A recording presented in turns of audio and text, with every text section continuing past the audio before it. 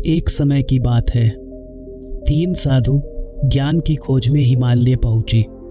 पहाड़ी गांव से गुजरते हुए लोगों से जो कुछ मिलता खा लेते और अपनी खोज में चलते रहते। एक दिन उन्हें जोरों की भूख लगी। उन्होंने पाया कि उनके पास रोटियां सिर्फ 2 बची थी। उन्होंने तय किया कि उस दिन में भूखे ही सो जाएंगे। सपने में आकर ईश्वर जिसे रोटी खाने का संकेत देके वही रोटियां खाएगा, ऐसा फैसला कर तीनों साधु सो गए।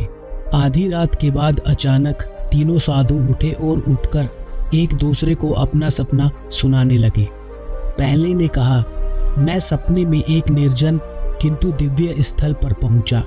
वहां पर अपार शांति थी और वही मुझे ईश्वर के दर्शन हुए। ईश्वर ने मुझसे कहा, तुमने जीवन भर दूसरों के लिए त्याग किया है, इसलिए ये रोटियां तुम्हें खानी चाहिए। दूसरे साधु ने भी अपना सपना सुनाया। उसने कहा, मैंने देखा अपने पिछले जन्म की तपस्या के कारण मैं महात्मा बन गया हूँ।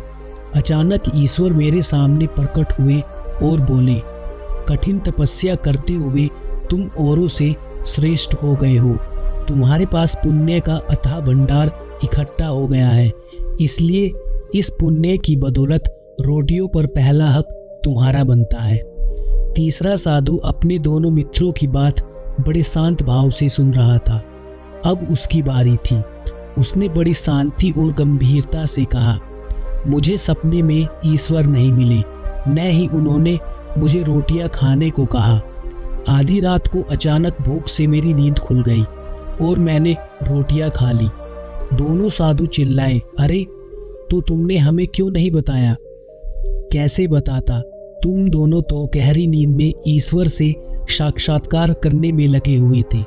मुझे ईश्वर ने तीव्र भूख का अनुभव कराया और मेरी नींद खुलवा दी। यही संकेत मेरे लिए पर्याप्त था कि मुझे रोटियां खा लेनी चाहिए। धन्यवाद।